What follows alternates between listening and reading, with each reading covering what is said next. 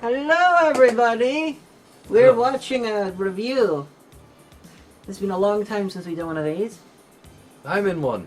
Yes, this is your first go, because sometime between Faust being made and this being made, you saw Faust when you were over at Teddy's house, and you were encouraged to join the show under pain of death, and you did.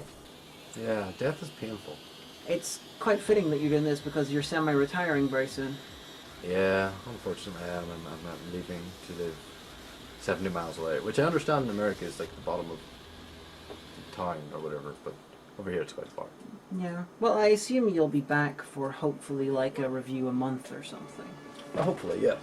So, that's why it's semi-retiring. Plus, most of, half of Season 5 you were barely there because you were constantly doing uni work anyway. True. So, Plus, you're playing the H&N Minion now, so, whenever that's needed, you'll be there. Yes. And hello, me! Ah, look, you're on screen, having a phone conversation. That is a very, the look, that's very threshold heavy. Your lipstick almost black. Yeah, that's because it's going straight onto the skin, while the red is going onto the white, so it's lit up. So that's actually pink and red, which comes out as red and black because of the way I mess with the lighting. Cool. Tell me, is there any explanation as to why your makeup changes between every episode? Well, it's makeup. I know, but like, is there any logic behind that? Oh, but how I do it? Yeah. No, I just do what I feel like doing. Like, once or twice I might have a definite idea, but usually I just sort of do what I feel like. Like, my favourite one was the time I put sellotape all over my face in an X, and then I put the makeup on and peeled the sellotape off, so I had a perfect X across my face. I remember that one quite well. That was quite good. But the rest of them, it's mostly just me messing around. Yeah, look, it's the Biggles books. Biggles books! Biggles is a boring, straight white guy who goes on adventures. Very, very, very, very old school British literary type hero. And, Aha, these are logos. What are they? They're inferior.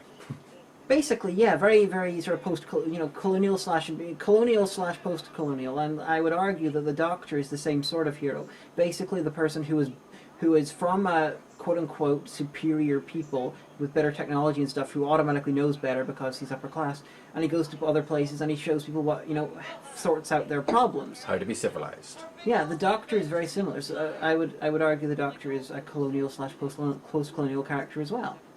Which in today's world makes him interesting that he believes so little in other people's agency. It's interesting at least. Yeah, rock out. Neil Dixon, he was in, what was Neil Dixon in? He was in She-Wolf of London. Okay, forgive us if we haven't seen this review or episode in a while. No, it's been... I haven't really seen this since a couple of months after it came out. Yeah. And I have noticed John Ho being mentioned several times in the credits so far. Yeah, he did a lot. But some of these shots are repeated. I really hate doing it, but sometimes you got to repeat shots in a section. But I tend not to rewatch my reviews once they're up, because I find them difficult enough to rewatch while I'm editing them. Hey, it's Magneto. Should we let him in? No. It's Peter Cushing, and they're trying every trick they can to make him seem evil, but he's not. It's like, the ways they got him in a sinister costume, they got him coming ominously at night, you got a sinister soundtrack, he's got like a raven that falls around a black cat, he's played by Peter Cushing. It's like, they're trying everything they can to make us think he's a villain, when he's clearly not a villain. It's really a weird choice. It's like, we cast Peter Cushing, we might as well try to make him a villain, even though he's not. I can't think of an equivalent opposite. It's a bit like if they cast Peter Cushing as, say, Obi-Wan Kenobi, and then they spent the entire film trying to convince him that he was evil. Convince the movie that he was evil, and he's nothing in his actions indicates that he's evil. That's an equivalent. I'm trying to think of an equivalent opposite. It's like... someone who's clearly not good, but they're trying to convince us he's good? It's the protagonist of any Christian fundamentalist movie. It's like hiring Mr. Rogers and having him spend the entire movie giving charity to children and saving families from burning fires, and then at the end just sort of being like, yeah, he was the villain all along. Yeah, it's a bit like that, yeah. It's just a really odd choice. Lightning, time travel lightning. There was a... Lightning strikes. I got the Rock and Roll review edited, and originally there was a throwaway reference to the time travel lightning, but I removed it because it wouldn't. I don't think it worked. Yeah, you used time travel lightning. I did in this episode. Yeah. Unfortunately, the quality of the image is terrible because I sent the image to Apollo Z Hack to do it, and he did it fine. Unfortunately, he did not realize I needed the image at the same quality that I sent him to, so, and I didn't want to bother him about re-extracting it and doing more work for me because he kindly did the lightning, so we ended up with a couple of shots where the visuals are much worse than the rest. This is the episode where I went back in time and fell in love with myself and decided to stay there. Yeah, I believe so. Oh, excellent. If it's not, I will be surprised. At least I think it is. Many a Minion has been played by me. Sometimes it creates slight continuity errors. Not really continuity errors. The minions can do whatever they like. I know, but it would be difficult to have every Minion ever played on screen at once. I mean, what if Executioner Minion needed a doctor? Yeah, see, that wouldn't cause a continuity error. That would be just something that's practically impossible to do. Oh, there I go, smoking a cigar. And I'm back! Damn, I look taller than you in this shot. Yeah, when you're not. That's because you're behind me in the angle of the shot. Yeah. We're actually the same height, pretty much, just if you don't know at home.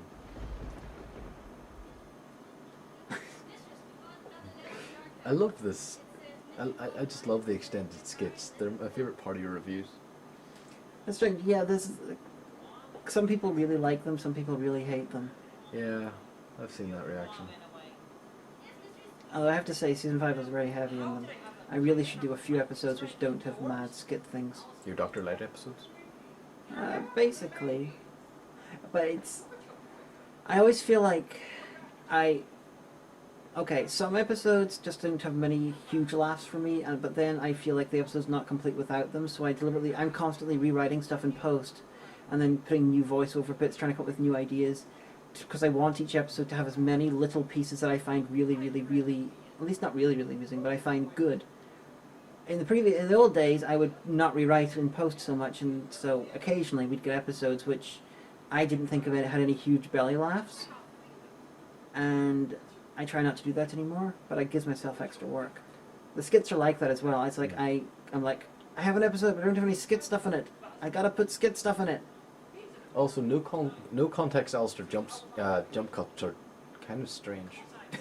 Can't hear what you're saying. That was a parody of the I'm the man your man could smell like. Oh yeah. It was like, why is Alistair jumping about the screen? I grew a beard. Ah yes, Alistair's beard. Gotta bring Alistair back at some point, because, you know, He's dead. he was dead and then resurrected. I killed him. He was resurrected though, as a cyber person. Not really. I got the feeling you remove the mask, he'll be fine. Because of the reason?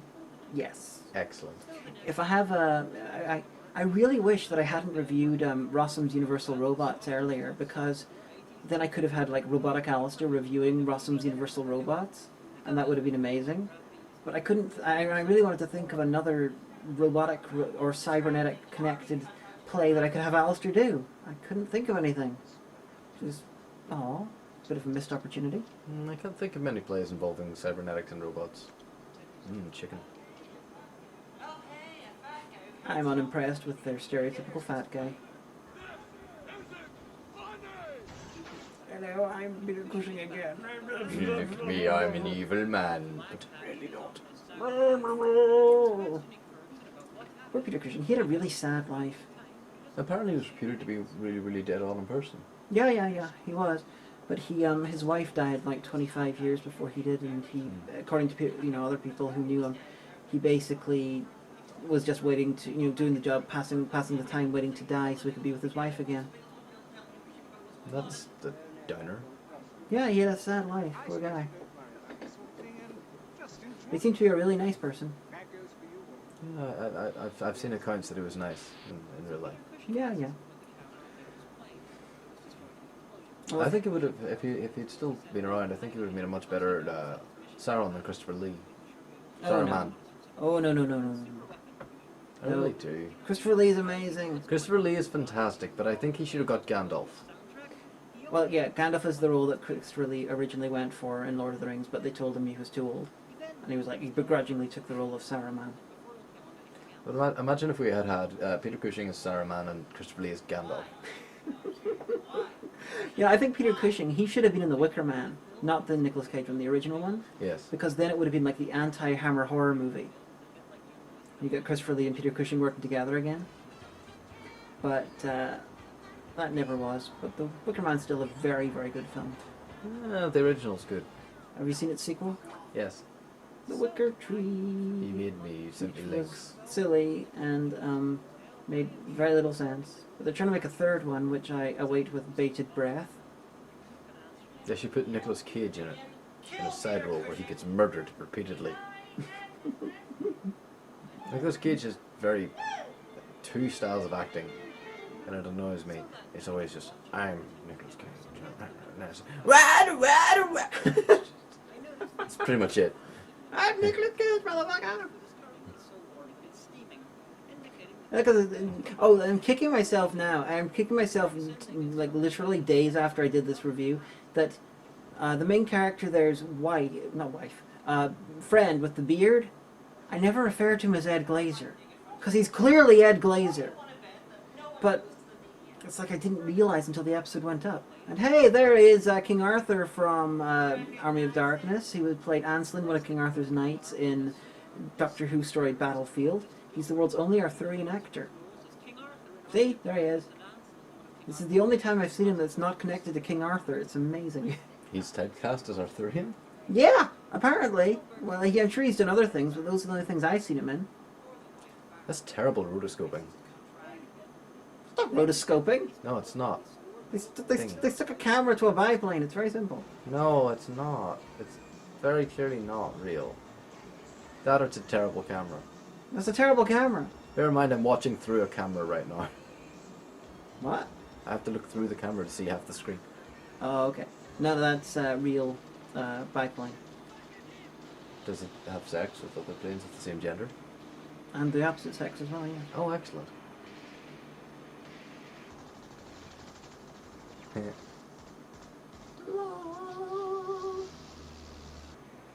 Another great man, Sean Connery. Apparently not so nice in real life, but respected actor. I don't know why he's a respected actor. He is not very good at acting. he's like Bruce Campbell. He's very charismatic and he's good at playing himself. Yes. Although Bruce Campbell, whenever Bubba Hotep came out, really showed me he actually can act. He just chooses not to much of the time. Really? Bubba Hotep, he was amazing. He should have got an Oscar for that. I haven't seen it. You should. It's great. I don't know, I'm still queuing up Jack of All Trades as one of the next things I have to watch. Is that the one where in the post-American Revolution one? Yeah. I've seen that. That's amusing. I keep seeing the theme song in different places and I'm like, that looks really cool. Oh, shaky cam. I was angry at the shaky cam. Yeah. But the, have you seen John Dies at the End? No, but I've read it. I've heard the movie's really not as good as the book. I like the film, but I haven't seen the book, so. I read it whenever it was being released as a web series. It's the guy who, The Man of Cracked. it's the guy who, the director of the film is the guy who directed Phantasm and Bubba Hotep. Oh. They did Phantasm 1, 2, 3, and 4, and I think he's producing and co-writing Phantasm 5. Remind me of what Phantasm was? Phantasm is the most trippy, mainstream 80s horror franchise. Basically, you got like an extra-dimensional old man with an army of evil dwarves who kidnaps dead people, turns their bodies into dwarves to be under his thrall, and then he fires these like balls around which drill into people's head and suck their blood. I haven't seen that then. I would remember. As franchises go, it uses dream logic and it is properly insane. Phantasm, Bubba Hotep, John Dies at the End. This director's made a lot of films I haven't seen. Yes, it makes them very important. No. Why did they have an old man living at the top of Tower Bridge? Why the fuck not? The guy's like 80. Didn't they refer to it as London Bridge? No, it's Tower Bridge. I know it is Tower Bridge. They refer to it as Tower Bridge as well. Yeah. But it's like, okay, no one lives up there. If they could, good for them, badass. That would be totally great. But You would only want to live up there if you could have a fucking lift, because how the fuck do you bring shopping up there? And the guy's 80, and why is there a cathedral up there? There aren't those fucking windows in Tower Bridge. No, there's really not. It doesn't look like a cathedral. The place was built in the Victorian era. At the top of Tower Bridge, you've got a room, sure, but you're talking maybe maximum 300 square foot. Yeah, it doesn't make any fucking sense. That is disturbing, Czar. Oh no, Peter Cushing was born old. Well, yeah, but I don't have to see it. I have no idea why there's a Doctor Who bit there. I'm sure it makes sense in context. Like, I'm aware our entire audience has genitals, most likely, of some sort. But I don't want to picture them all the time. It depends who it is. Yes. You know, you want to picture all of the attractive ones' genitals. Well, I don't want to picture a naked baby Peter Cushing. It's not my thing, okay? This movie, Peter Cushing's character, I'm sure I mentioned this in the review, but Peter Cushing's character clearly knows Biggles, and he knows all about what goes on, so he's been informed about all this. And he's set up as though he should be one of the characters that he meets in the past. You know, it's set up like they know each other off on the other side of the time loop. But this never happens. Young Peter Cushing never fucking meets the American guy. It's like a really bizarre choice when it comes to this type of film. Yeah, that is kind of weird. He's old enough, too. Yeah, his character was fighting in World War One in the context of the film. It's just off screen and never happened, and just nowhere near where they are. It's a bit like the Doctor Who story Blink. If Sally Sparrow and the Doctor never met each other, but had to use a third party to go to each other, it's just extra complicated. They should have retconned. Not retconned. They should have made an alteration in the adaptation to have Peter Cushing's character be one of Biggles' team. Yeah, it would make sense. You know, even if there was no guy in Biggles' team called Peter Cushing. I remember shooting this. You nearly killed him. Minions get injured on set. But it's obvious they don't give much of a shit about the title character. I mean, the film itself is... Okay, this film was made as a cash-in to Back to the Future. The script for Biggles had been floating around, and no one wanted to make it because it was years after Indiana Jones, and they were like, "Oh, that's Biggles not." had no popularity left. Yeah, it was an American thing. They're like, that period, adventure comedies have passed. But then Back to the Future hit big, so they're like, okay, let's take this existing screenplay and rewrite it to be a time travel thing, whether it makes sense or not. So clearly they don't give much of a shit. Why didn't they change it to have Peter Cushing be one of his friends? Yeah. Oh, you're listing things. Biggles Sharp Hornblower. They all sound like, various sex acts. I had a Biggles the other night. See, whenever you blow Sharp's horn, it gets Biggles.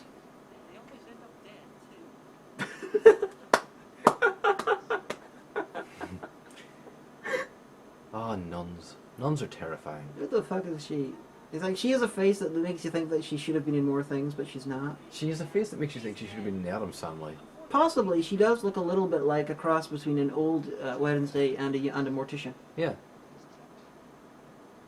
That or she looks like Boobula. I'm going to totally reference Blackadder Goes Forth in the next couple of minutes. There we go! I love Blackadder. Seriously, Americans, if you haven't seen Blackadder, you completely don't understand Rowan Atkinson. Yeah, Rowan Atkinson, although not perfect, he is incredibly skilled at verbal and non-verbal, and Blackadder is a good example of his verbal comedy abilities. Mr. Bean is good, but that's not his life's work. Though Blackadder Back and Forth was fucking awful. Oh yeah. I choose to believe that there was a fifth Blackadder series, and it is The New Statesman, starring Rick Mayall. Watch the series and try to imagine Rick Mayall's character, Alan Bastard, as a Blackadder, who is in the 80s as a member of Parliament, and he's got two assistants, one of whom is fairly low class and sort of little bit horrible, so Baldric, and he's got an upper class assistant too, who could have easily been Darling or Percy. So the series, with minimal rewriting, could have been Blackadder 5. Oh well. Although it doesn't work so much with the second, third, and fourth seasons of the New Statesman, but the first one definitely.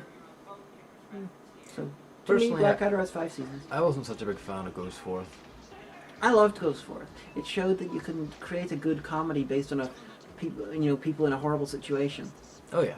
Which it was the inspiration for this idea I had that someone should do a sitcom based in something to do with World War II. Either people in a concentration camp or possibly in like the ghetto or something who are waiting to be taken to concentration camp. Because like Blackadder Goes Forth, it's a bunch of people, good and bad people, in a horrible situation put there by utter bastards. And Blackadder Goes Forth demonstrated that it can work if you write it right. That's a little bit darker. Not really. Not really. Remember, Blackadder Goes Forth ends with the entire cast being sent over the top by a complete bastard, and they all die. And then its last shot is a poppy field, because poppies being the symbol, at least in the Commonwealth, of the war dead. And I think it could work if it's handled correctly. If it's handled at all badly, it will be a complete disaster on the level with "Heil, Honey, I'm Home." But it doesn't need to be that bad. That needs to be put into the hands of somebody with a lot of experience who knows what they're doing. And skill, yeah. Like my other idea for a sitcom set in World War II would be inspired by Bottom, but you've got Hitler and Himmler and Göring and all, even though it's not accurate, inside the bunker, and they're hating each other. And they always end up have some sort of zany scheme to escape before the Russians arrive, and they end up beating the crap out of each other. Reminds me of Hipster Hitler. What was that one? It's a webcomic about what if Hitler had been a hipster, and it's all like, oh, hating the Jews is so last season. I'm hating the Slavs now. And he demands Göring brings him Jews at one point, and he's like, no, Jews. Oh dear. Yeah, I'm definitely of the opinion that Hitler is a character that should not be shied away from. I know some people have a knee-jerk idea that you shouldn't make comedy about Hitler and involving him, that it's inappropriate somehow, but that's giving someone a non-comedic thing. That gives them an air of dignity. Hey, if Mel Brooks could do it.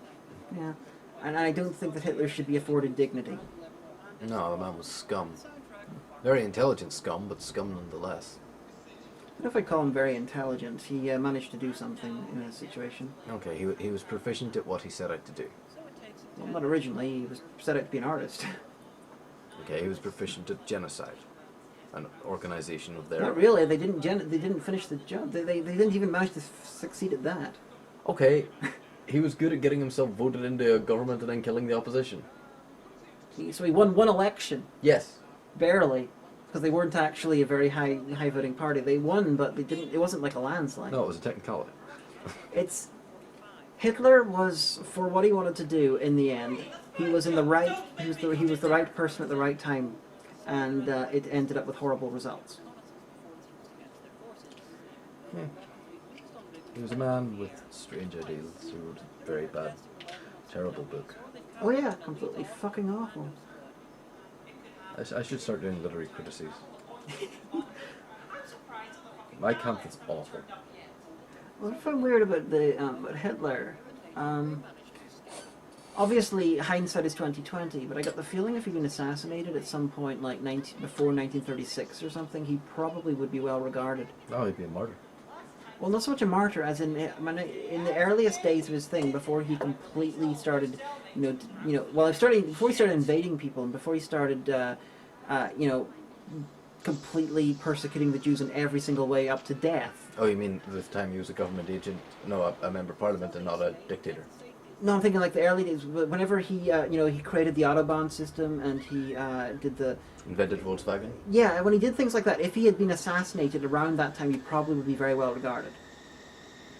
He's one of these ones that, at the start, was either innocuous or did not entirely terrible things, and then spent the vast majority of his time as being absolutely horrible. I suppose if you kill anyone before they've done anything bad, then they'll end up like that, though. Yeah, it's the quote from Batman, you either die the hero or you live long enough to become the villain. Assassinating, like if someone assassinated... it's like if you assassinated George W. Bush right after 9/11, when he was considered very well, briefly. But history's weird like that. Who's to know that maybe, like Alexander the Great actually conquered the known world and instituted a system of darkness and evil and depravity, and then someone went back in time and assassinated him before he did it. Dun dun dun! Sci-fi story. Who's to know that if I shot you right now, that you weren't going to go on to actually kill people? Who is to know? Yeah. And as you can tell from my reviews of Looper and stuff, if you know for a fact 100%, and you can demonstrate it that someone's going to become future Hitler, you have a duty to kill them before they become future Hitler. I do not care if people consider it murder. To me, there is no moral quandary. If it's going to happen, then you should stop it. Then again, so then I take the wrong message from Minority Report. Yeah. I just don't like killing people very much or very often. I don't like killing people either. My name is James Biggles, and I am an assassin. Why are you doing stupid voices? My name You're is there, James. you're not over there. My name is James Bigglesworth, and I am an assassin.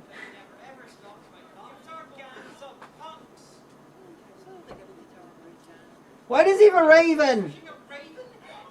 My name is Purple State. You killed my father. Prepare to die. It's as though they had the script written that hired This was actually his last feature role. Yeah, I remember you mentioned that previously. Yeah, he died very soon afterwards. I think he did like a little bit of television or an advert afterwards, but this is his last big thing. Yeah, sometimes looking at actors' last works can be really fascinating. Like, It can be really depressing. well, yeah, if they're dead. But it's interesting to see just what came out last. Like, Vincent Price's last film, The Thief and the Cobbler, came out about 10 years after his death.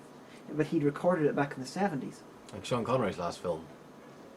where he's playing the grandfather on the skateboard. Nope. League of Extraordinary Gentlemen. Said he quit acting after that. No, he did some voice acting afterwards for his animated fuck film. that. That's fine. It's only voice acting. I can do that. Yeah, but quite a lot of times elderly actors will do voice acting and their last thing will be voice because it takes years for the animation to be done and for it to come out. So, just it happens and it's quite odd. John Pertwee's last bit of acting was actually for an advert for, I believe it was a type of mobile phone, and he was pretending to be the Doctor, but they didn't use any of the Doctor's icons or anything. He was just wandering around. Government agents in a sort of an X-Files thing were trying to hunt him down because he was an alien, and he was always outsmarting them. I haven't seen that. It was done in like 1995, 1996, and he then died in late 96, just before the Paul McGann movie came out. All my friends are dead, and I don't like them anymore. Who's all your friends? Am I dead? Yes. Oh, good. I You killed hear you. that? I'm dead. So if you're writing, a comment about how I am horrible for whatever I've said in this thing, therefore you don't have to bother because I'm dead. So therefore I didn't say them. That's okay. I pseudo-legally seceded from the human race, so you can't judge me to your standards. I did. Whenever Tony Blair was in government, I wrote him a letter personally saying, I secede from the human race. Please reply if you don't want to permit this legally. Which Tony Blair election? He won like 3 times. No, whenever he was Prime Minister. The area before Gordon Brown took over. Okay, so Couple years there. just after the 3rd election. Yes. Okay. So I never got a reply from Tony Blair, so I assumed that he accepted my secession. I'm not entirely sure that's, legal. But it might be. It could be. It could very well be. I don't have human rights anymore. That means I can totally stab you and not get in trouble. In fact, Hey, you'll get done for killing an endangered species. you gotta be registered endangered species. It doesn't matter how many that you are as long as you're registered. Are you registered endangered species? No, does this count as first contact? Nuns! Fuck yeah. There, I was like, Force of Habit, sorry, wrong music. Right. That was, what band was it? That's like a German heavy metal, Scorpions maybe? Or Accept or something? Yeah, it's Accept. Doing Land in Hope and Glory, although they're using it not in the British sense. Because that song has different meanings in different countries, it's quite odd. Brian May. And that's not what he was playing in that I video know. clip. He was playing God Save the Queen in that video clip. Yeah, I just borrowed it. I knew Brian May was coming up. That man is a hunk.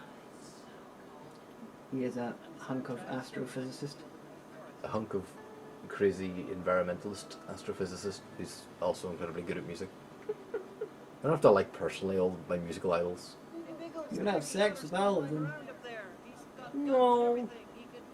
I'm sorry, I'm no longer in control of my brain. I don't want to have sex with One String Willie. It's One String Willie. Quite a famous musician who plays guitars with one strings and he looks like a hobo. Fair enough. So, okay, random question. Which of the people who work with you on the show do you want to have sex with most? Me. You have sex with yourself all the time, so it has to be someone else.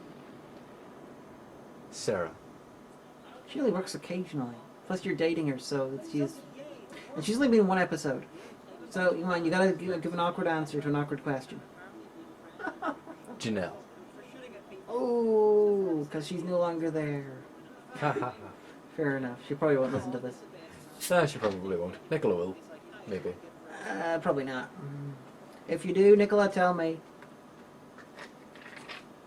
I have got the worst deal out of this. She has the comfy chair and the better view of the screen.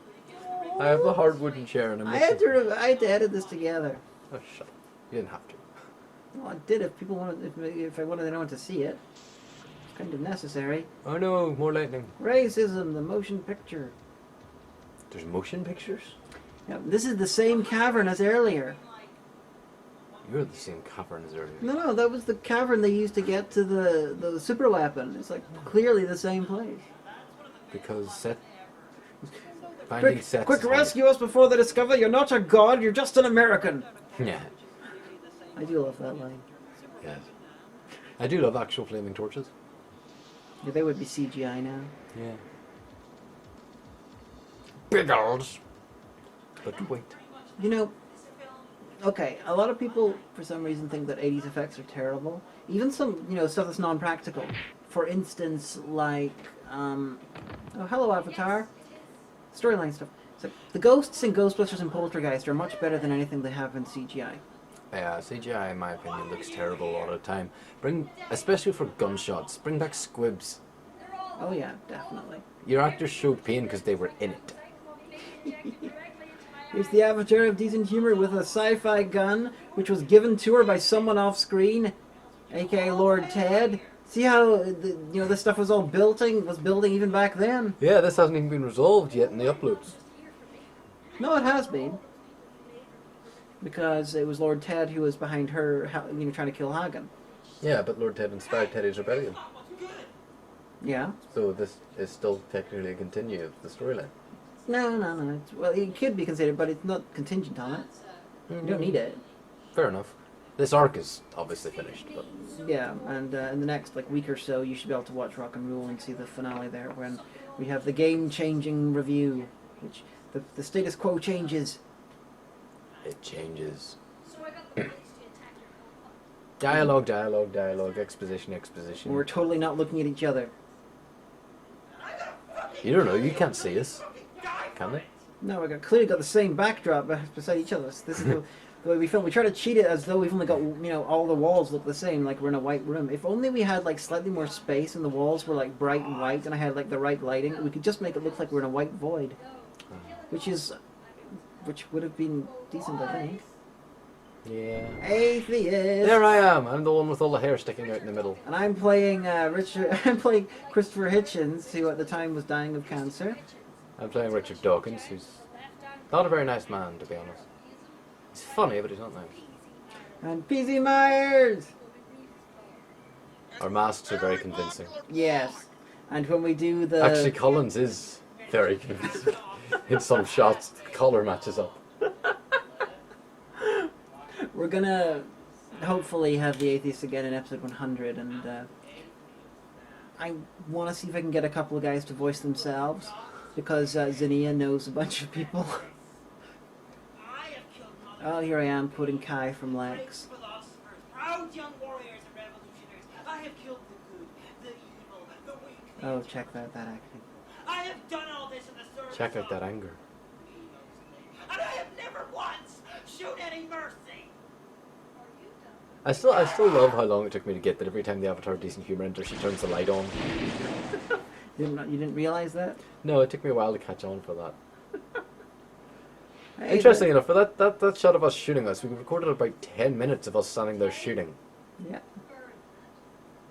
I was wearing jeans because like season 2 until like partway through season 3 I was wearing jeans all the time. Though usually I prefer to wear more sensible-ish trousers. Black. Black jeans, black trousers. But that was us talking shit over Biggles. Yep, and being controversial at the time. Okay. One or two things we said during this were not true. You gotta guess what they are. I can tell you what the untrue thing that Robyn said, because that's not Robyn. That's actually Robyn's evil twin, Deflator Mouse. I'll have you know it's me, Colin. That's a terrible Colin impersonation. I'll tell you what, in one episode, I think it was Black Gestapo, Teddy watched the review and was like stopped it partway through and turned to me, because there was this audio bit where I did like a Derry accent, and he was like, I don't remember recording that. Well, when did you get me to record that? And I was like, no, that's me. And he's like, that's an amazing impersonation of me. I didn't intend it. But anyway, your video is over. You've learned some new things, some of which are true. And have any of you ever been accused of, being mistaken for your sibling by that sibling? Have you ever seen a grown man naked? You ever seen movies about gladiators? Ah. You ever been in a Turkish prison? Bye-bye. Bye.